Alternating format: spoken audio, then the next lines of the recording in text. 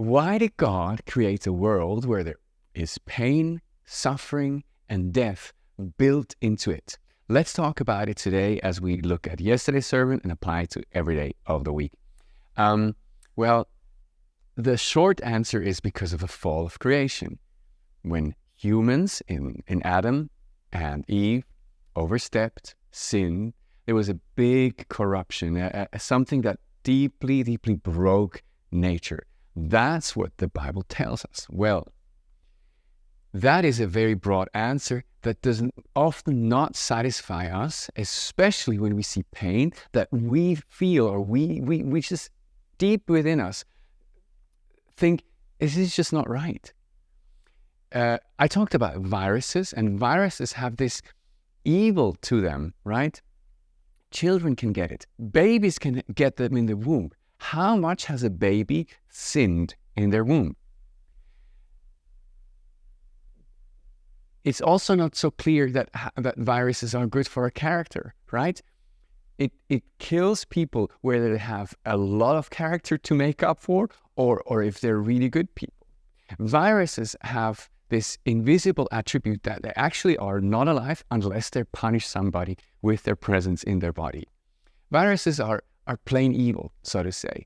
And it's not so straightforward to say, well, because of sin which entered the world.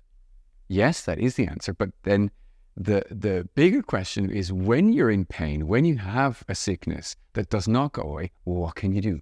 Here's the sermon in 3 short answers. Look forward, look up, look around.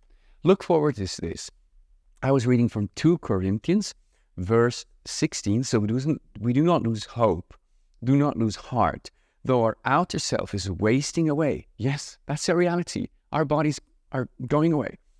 Our inner self is being renewed day by day, for this light and momentary affliction is preparing for us an eternal weight of glory beyond all comparison. The sufferings of Paul were neither light nor momentary, but he calls them light and momentary. He was shipwrecked, beaten nearly to death multiple times. He was hungry, no sleep. He was sick. And on top of all, he was leading churches. So he knew how to suffer. Now, he calls his suffering light and momentary. Why?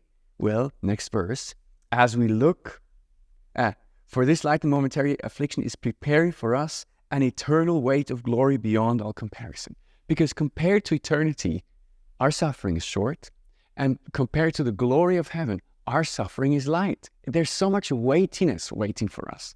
So Paul says, look forward. If you're in pain, get a view. Now, here's a prayer we can pray if you're suffering. Lord, make it light and short. Now, here's how God is going to answer it. Either He's going to make it shorter, meaning the suffering could end. I've seen healings by prayer. People got healed. I've seen how things dramatically shifted in prayer.